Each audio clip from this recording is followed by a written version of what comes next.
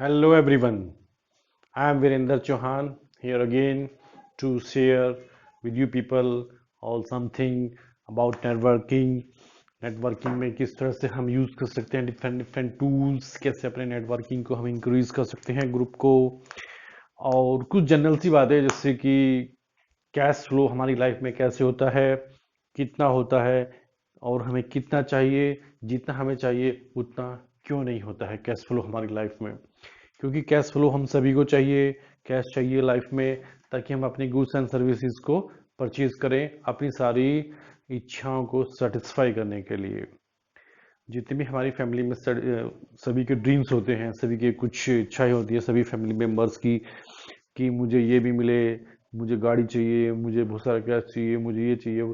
हमारी और हमारी बच्चों की बहुत सारे ड्रीम्स होते हैं, बहुत सारी रिक्वायरमेंट होती है जो कि उस कैश फ्लो के ऊपर डिपेंड करती है जो कि हमारी लाइफ में आने वाला होता है या आता है। और कैश कैसे आता है मैं अभी आपको वो बताता हूँ कि सभी की लाइफ में कैश किस तरीके से आता है। इन जनरली लीगल वे में मैं अगर बात करूं तो कैश हमारी लाइफ में फोर वे है जिसकी तरफ से हमारे पास पैसा आता है। चार तरीके ऐसे हैं जिनसे पैसा हमें आता है। तो फर्स्ट मैं आपको बताता हूं कि अगर आप एक राउंड सर्कल करें, उसको फोर आप डिवाइड करें फोर में, तो फर्स्ट कैटेगरी में अगर हम रखें एम्प्लॉय, उसके नीचे रखें सेल्फ एम्प्लॉय, एंड दूसरी तरफ हम रखें इन्वेस्टर एंड बिजनेसमैन। तो जो एम्प्लॉयज होते हैं ये सबसे ज्यादा नंबर्स में होते हैं। उनके पास पैसा कैसे आता है? एम्प्लॉयज के पास पैसा ऐसे आता है कि वो अपना जॉब करते हैं, 8 to 10 आवर्स अपने ऑफिस में वर्क करते हैं, तो उनके पास पैसा आता है। तब उनके पास पैसा आता है जितना उन्होंने वर्क किया। इट मीन्स ये हुआ कि उनका ये एक्टिव इनकम है। एक्टिव मीन्स कि वो तब तक ऑफिस में एक्टिव हैं, तब तक ही उनके पास पैसा आ रहा है। जैसे ही वो ऑफिस से चले जाएंगे तो उनको कोई पैसा नहीं आएगा। ऐसे ही सेल्फ एम्प्लॉय होते हैं, इनके पास भी एक्टिव इनकम होती है।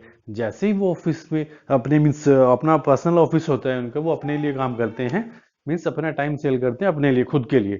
जैसे कि एम्प्लॉय अपना टाइम दूसरे अपने बॉस के लिए अपने ऑफिस में सेल करता है, उसको उसकी सैलरी मिलती है। ऐसी सेल्फ एम्प्लॉय होता है कि वो अपना टाइम अपने ऑफिस में स्पेंड करता है और उसी के लिए उसको एक्टिव इनकम आती है। तो इसमें इन शॉर्ट में हम देखते हैं कि पैसा तभी तक उसको आता है तब तक कि वो एक्ट करते हैं, एक्टिव इनकम। तो जितने उन्होंने आज काम किया उतना उनको पैसा आ गया, तब तक वो काम करेंगे तब तक ही उनको पैसा आएगा।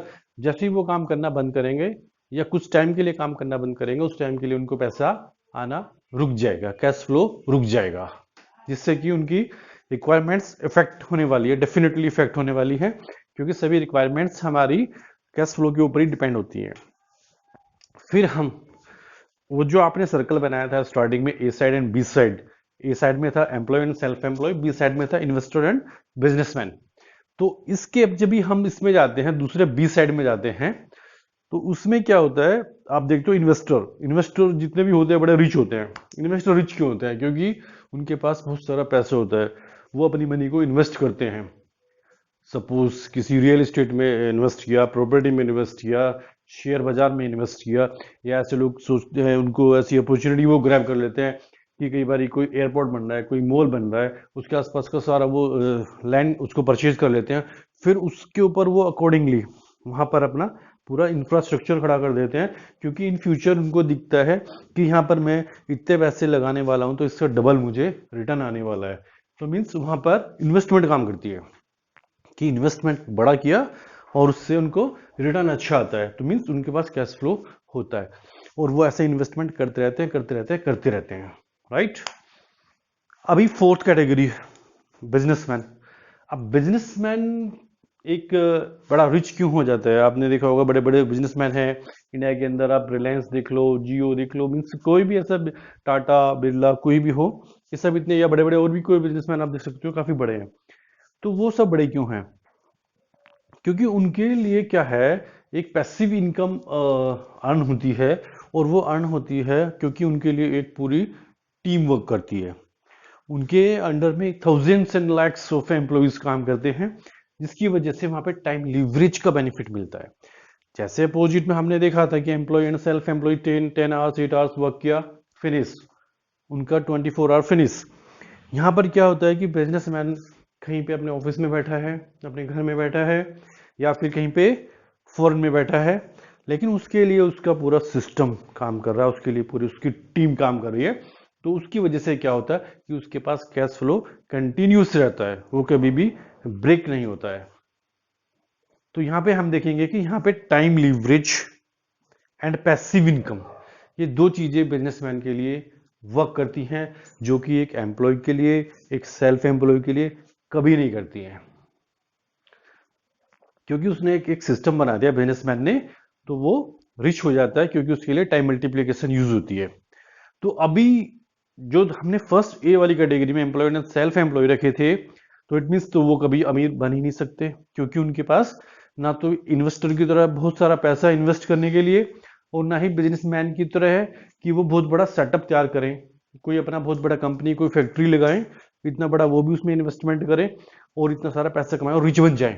तो it means employ and self employ कभी नहीं बन पाएंगे इतने रिच। तो इसके लिए फिर क्या किया जाए रिच बनने के लिए? अब रिच बनने के लिए सपोज हमें बिजनेसमैन बनना पड़ेगा। अब बिजनेसमैन बनने के लिए हम लोग क्या करेंगे? इसको बिजनेसमैन बनना है तो फर्स्ट ऑफ ऑल, जैसे हमने सभी बिजनेसमैन को देखा, एक बहुत बड़ा सा इन्वेस्टमेंट लेके आओ, करोड़ ऑफ रुपीज का। उस इन्वेस्टमेंट के लिए फिर आपके पास कोई आइडिया होना चाहिए कि हाँ पर्टिकुलर मेरे पास ये आइडिया है, मैं अपना करोड़ ऑफ रुपीज इस इंडस्ट्री में लगाऊंगा, यहाँ से मुझे रिटर्न आएगी। तो उसकी भी कोई गारंटी होती नहीं है कि वहां से रिटर्न आएगी। इतना रिस्क लेना सभी के लिए कैपेबल नहीं होता, इतना रिस्क लेना कि मैं इतना रिस्क लूं कि मेरे पास 5 to 10 lakh rupees, crore of rupees है और मैं उसको कहीं पे भी लगा दूं मार्केट में, अगर मुझे पास आइडिया भी नहीं होगा और रिस्क लेने का इतना हिम्मत भी नहीं होगा किसी के अंदर कि वो रिस्क लिया जा सकता है। तो फिर कैसे अमीर हुआ जाए, कैसे बिजनेसमैन की कैटेगरी में आया जाए? तो फिर एक ही रास्ता बचता है, एक ही वे है, only one way is network marketing. और नेटवर्क मार्केटिंग में सेम कॉन्सेप्ट एप्लीकेबल हो जाता है जो एक बिजनेसमैन के लिए होता है। इसमें क्या होता है, जैसे बिजनेसमैन के लिए टीम वर्क करती है, ऐसे नेटवर्कर के लिए टीम बिल्ड हो जाती है और वो वर्क करती है। जो टाइम लीवरेज बिजनेसमैन को मिलता है, वही टाइम लीवरेज एक नेटवर्क मार्केटिंग में एक नेटवर्कर को मिलता है, जो एक अपनी टीम बिल्ड कर लेता है। जैसे बिजनेसमैन का पूरा सिस्टम होता है, ऐसे ही नेटवर्क मार्केटिंग में एक बिजनेस बन जाता है, पूरा सेटअप बन जाता है, और उसके लिए वो टीम काम करती है। तो यहाँ पे हम कह सकते हैं कि बिजनेसमैन यहाँ पर बन जाता है वो बिना इन्वेस्टमेंट के। जो नेटवर्क मार्केटिंग करता है वो बिना इन्वेस्टमेंट के सेम वही कैटेगरी में आ जाता है जो कि बिजनेसमैन की कैटेगरी होती है। लेकिन उन दोनों में डिफरेंस क्या है? बिजनेसमैन में और नेटवर्क मार्केटिंग करने वाले में डिफरेंस ये है कि बिजनेसमैन ने करोड़ रुपीस अपना इन्वेस्ट किया है, उसमें इंडस्ट्री में एक बहुत बड़ा रिस्क भी लिया है, जिसमें उसकी कोई गारंटी भी नहीं है कि रिटर्न आएगा कि नहीं आएगा। लेकिन नेटवर्क मार्केटिंग के अंदर इन्वेस्टमेंट जीरो होता है, कोई इन्वेस्टमेंट नहीं होता है, जस्ट वेरी लो इन्वेस्टमेंट, और बिजनेस बड़ा हो जाता है। धीरे धीरे धीरे धीरे कॉन्सेप्ट लोगों को शेयर किया जाता है, वो कॉन्सेप्ट लोगों को समझ में आता है, कॉन्सेप्ट से लोगों का सेविंग स्टार्ट होता है, कॉन्सेप्ट से लोगों का अर्निंग स्टार्ट होता है। और जब उसमें टीम बड़ा हो जाता है, time leverage and passive income start हो जाती है, तो वो उसी कैटेगरी में आ जाता है जिसमें एक बड़ा बिजनेसमैन आ जाता है। तो यहाँ पे हम कह सकते हैं कि अगर हमें अपनी लाइफ में कैश फ्लो को इंक्रीज करना है तो हमें बिजनेसमैन बनना ही पड़ेगा। और बिजनेसमैन बनने के लिए आज के सिनेरियो में हम कह सकते हैं कि नेटवर्क मार्केटिंग से अच्छा ट्रेंड अभी तक कुछ भी नहीं है। Network marketing is the best option to be a successful businessman. So all my viewers, I would recommend you, please, you can join any network company. You can join any network company, और उसके बाद में पहले अच्छे से study आप करो कि कौन सी नेटवर्क कंपनी है, कौन सी डायरेक्ट सेलिंग कंपनी है जिसमें कि आप ज्वाइन करो। मैं तो आपको रिकमेंड करूंगा कि Modi care is a best networking company, direct selling company, क्योंकि मोदी केयर के अंदर सारे FMCG प्रोडक्ट हैं जो कि डेली बेसिस पे आपके घर में, आपके किचन में साफ सफाई के लिए और आपके किचन में हर तरीके से यूज होते हैं।